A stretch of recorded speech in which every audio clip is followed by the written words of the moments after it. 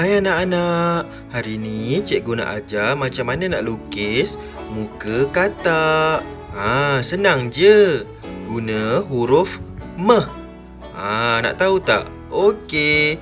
3, 2, 1, jom.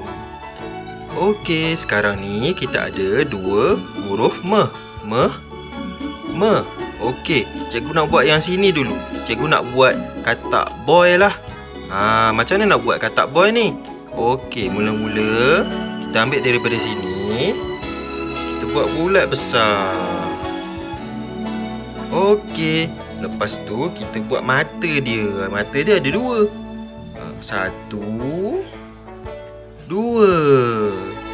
Okey, lepas tu kita buat pula dia punya dalam mata tu. Satu, dua. Okey, lepas tu kita nak buat apa? Pandai, mulut lah. Kita buat mulut dia. Buat macam ni. Macam ni. Dah siap. Lepas tu kita buatlah ada titik-titik dekat muka dia. Dia kan katak. Dah siap katak boy.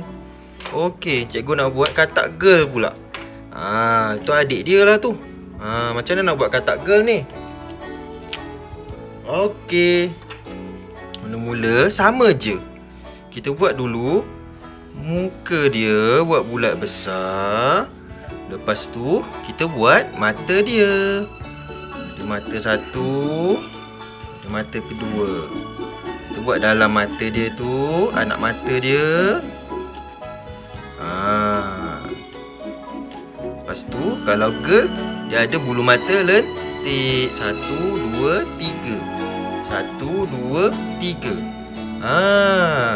Lepas tu kita buat mulut dia. Lepas tu pipi dia merah-merah sikit. Dia kan girl, dia malu-malu. Dah siap. Senang je buat katak. Cubalah di rumah. Senang tak buat muka katak? Senang je. Tengok ni, cikgu ada buat macam-macam rupa katak. Guna huruf M saja. Jangan lupa cuba di rumah. Nanti boleh tunjuk gambar dekat cikgu. Okey, bye.